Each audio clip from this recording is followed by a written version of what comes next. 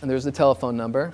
Okay, let's talk a little bit about our foundation, the Westwood Village Rotary Foundation.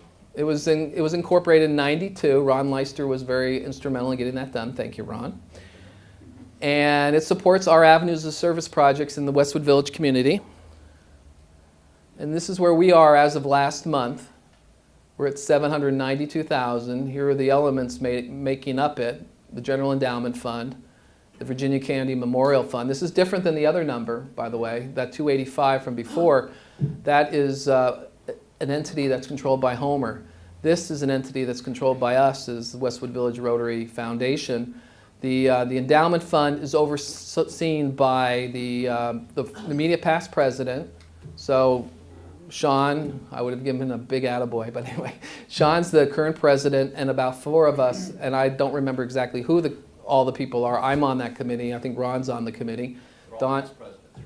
Yeah, all has to be past presidents, whoever is a member of that committee. They don't have to be. Oh, they don't? I thought they did. Peggy's on it. Oh, that's right. That's right. We did change that. I apologize for that. Next year, Ed will be the president of the endowment, and there's like a 3-year rotating or 4-year rotating process to appoint new members. Anyway, again, it's to support our various. The earnings are to be used to support our various avenues of service projects.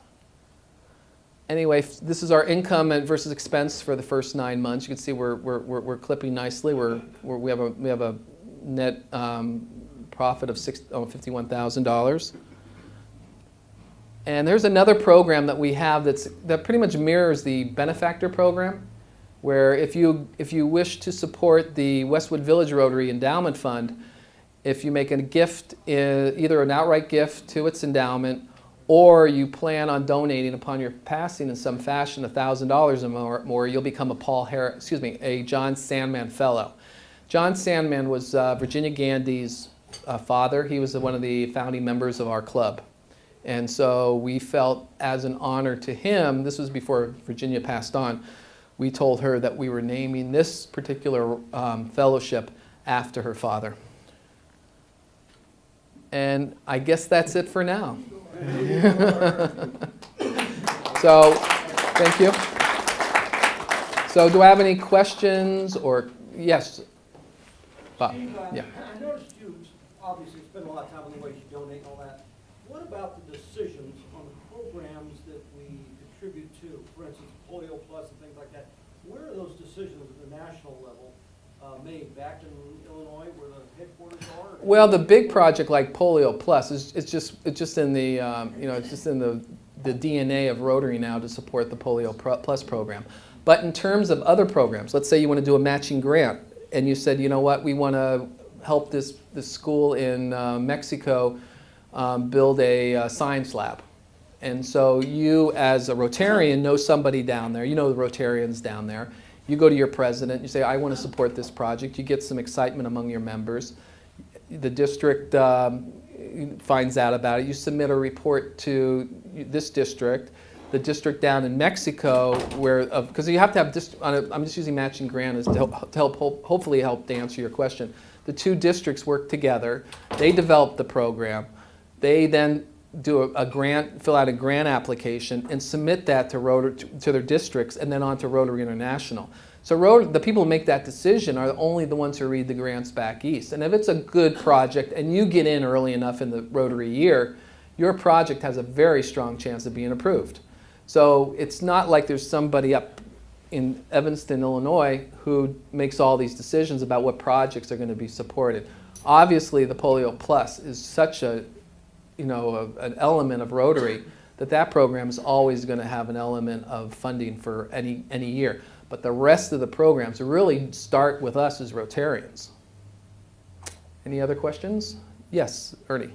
I'd just like to report, most of you have heard this, but this polio eradication thing that we've done is really wonderful. In 1985, the first year that we began the program, 300,000 people a year were coming down with polio. 300,000. Last year there were 1,000. So that's progress and something we should all be proud of.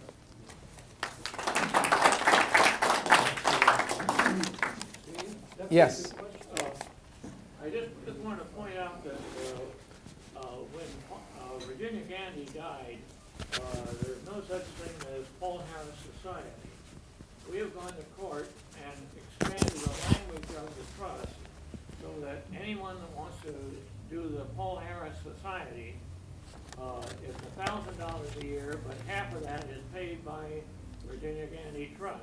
Right. So really, it's only $500 out of your pocket each year to do this Paul Harris Society. Right.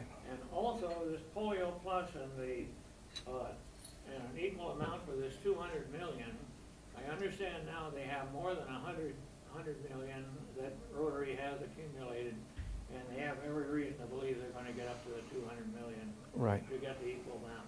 Yeah, thank you, Homer. And again, I suggest that you look on our website, because that 2.5-minute blurb from Bill Gates is very interesting.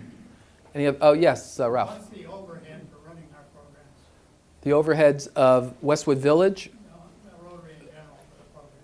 Well, if we look on what I gave you, I think it shows some information there. Charities Part- will have 20% or 10%. Yep, I can answer you that question. I don't know if I did give you that. It's right here. So 2008, 2009 revenues were, total contributions were 224 million. The loss of 163 in investments, we can't do anything about that.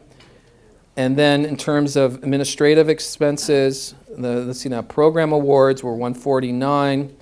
Program operations were, it's 20 million. That's about 10%. When I look at total revenue, was 224. Total operating expenses, fund development, general administration, well, actually fund development. When you just look at G&A, it's 5.7 million on 228 million. That's like 2%. Generally, foundations or public charities, you have essentially your program services, you have your fund development, and you have your G&A. And there's kind of a general rule of thumb, about 85% would be great if it goes to program services, maybe 5% for fund development, and maybe 5 to 10% to fund development, 5 or 10% to administration. And looking at this, Rotary does an excellent job. And they always get one of the, there's an outfit out there, it's very interesting if you have any interest to go on, it's called guidestar.org.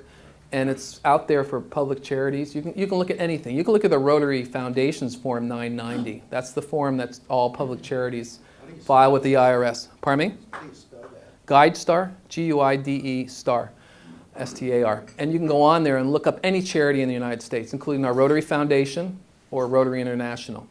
And you can see examples of foundations and public charities that are not run as leanly as our own Rotary Foundation and Rotary International for that matter. Thank you, Steve. Okay, thank you. Oops, excuse me, thank you.